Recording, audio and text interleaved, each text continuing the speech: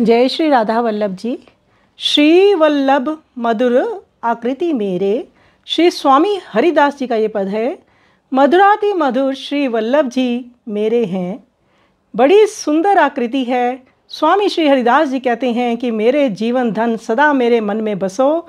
ये मैं पुकार पुकार कर सबसे कहता हूँ कि सब तरह से वह सभी ओर से मधुरी मधुर हैं। उनके वचन नयन भ्रोएं तिलक अधर कपोल मधुर छवि श्रवण पर कुंडलों की झलकन मृदुल हास्य मधुर कंठ वक्षस्थल उदर कटी मधु चरण और उनके चरणों की धूली। हरिदास जी कहते हैं मैं जन्म जन्म उनके चरणों की धूली की अभिलाषा करता हूँ। प्रभु मैं आपसे मांगता हूँ कि मैं आपके चरणों पे पड़ा ही रहूँ। तो बड़ा सुंदर ये पद है। आइए स्वामी श्री हरिदास जी का सुंदर पद हम श्रवण करें।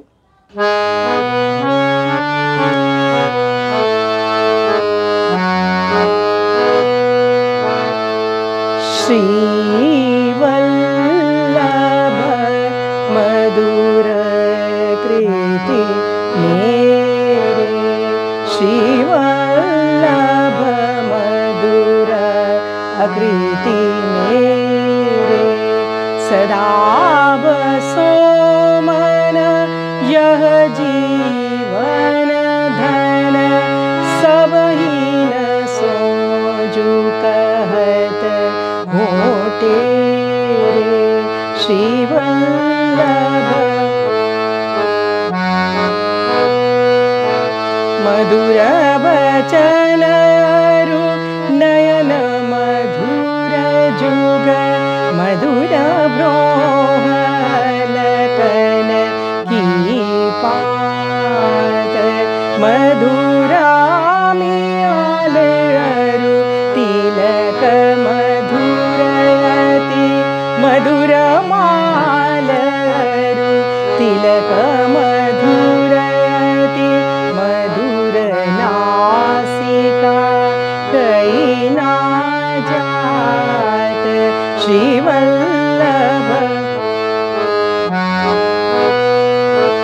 आधर मधुर रस रूप मधुर छवि, मधुर मधुर दऊ ललित कपोल, श्रवण मधुर कुंडल की झलकन, मधुरा मकर दऊ करत कलोल।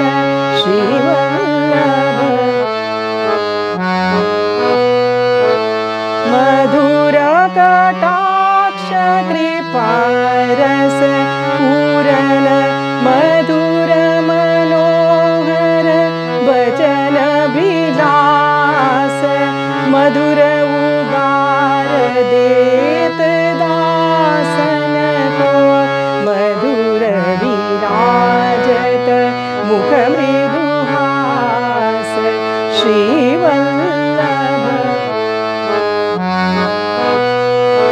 मधुर कंठ भूषण भूषित, मधुर उरस्थल रूप समाज, अति विलास जानु अवलंबित, मधुर बाह परि रंबन काज। श्री वल्लभ मधुर उदर कटि मधुर जानु जुग, मधुर चरण गति सब सुख रास, मधुर चरण की रेणु निरंतर, जन्म जन्म मागत हरिदास। श्री वल्लभ मधुरा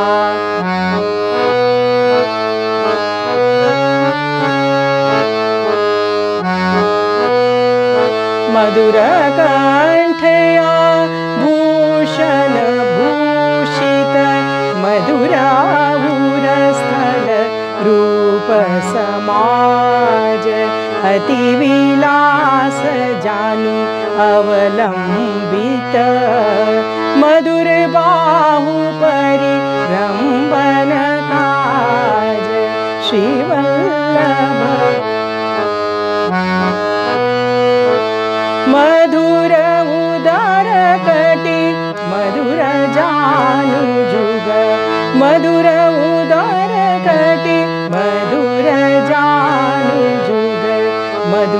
चरण गति सब सुख रास, मधुर चरण गति सब सुख रास, मधुर चरण की रेणु निरंतर, मधुर चरण की रेणु निरंतर, जन्म जन्म मांगत हरिदास, जन्म जन्म मांगत हरिदास। श्री वल्लभ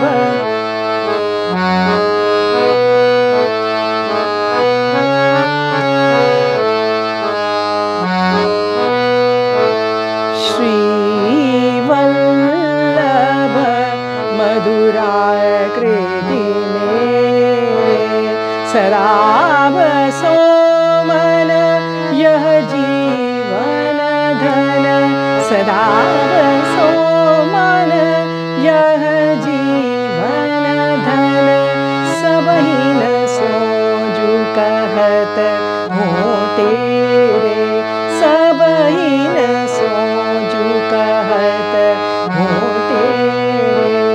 श्री वल्लभ श्री